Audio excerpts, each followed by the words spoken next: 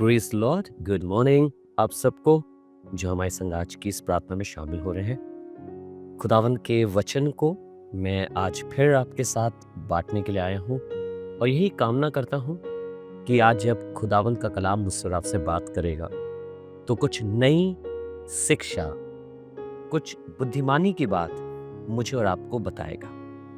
So are you ready for the word of God? Today's word of God is taken from the book of Proverbs chapter 27 and verse 14.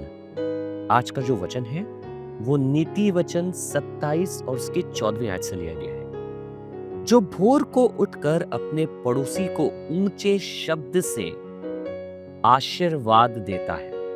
मैं चाहता हूं आप इसे ध्यान से सुने, चाहे तो अपनी बाइबल्स में अंडरलाइन कर लीजिए कि खुदावंद का कलाम क्या कहता है। जो भोर को उठकर अपने पड़ोसी को ऊंचे शब्द से आशीर्वाद देता है उसके लिए यह शाप गिना जाता है। He that blesseth his friend with a loud voice, rising early in the morning, it shall be counted a curse to him.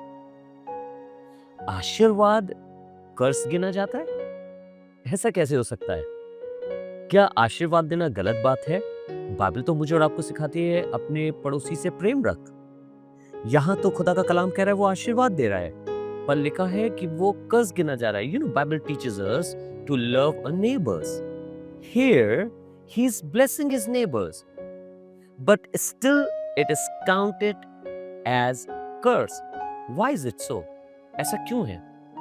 कारण यह है क्योंकि इसे गौर से पढ़िए। लिखा है जो भोर को उठकर अपने पड़ोसी को ऊंची आवाज से आशीर्वाद देता है। क्या हो जब आप सो रहे हो और आपके बगल में आके कोई जोर से चिल्लाने लगे? What will happen if you're sleeping and somebody comes in and starts shouting?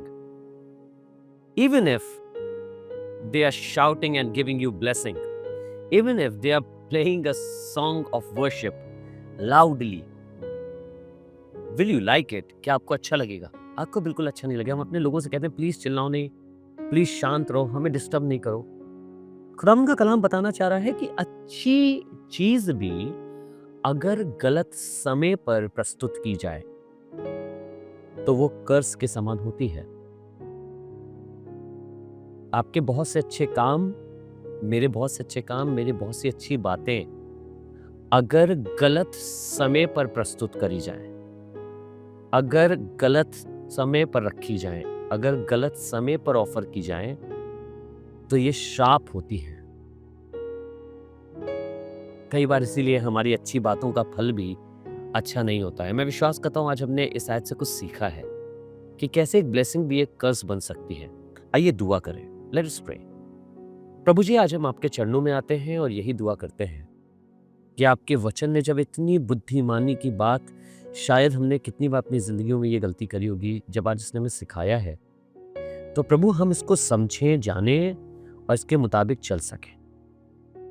खुदावंद, मैं दुआ करता हूं कि आपका अनुग्रह हम सब पर हो। हमें सिखा कि हम सही वक्त पर सही कार्य करना सीखें, वरना आशीर्वाद भी लोगों को कर्स लगने लगता है।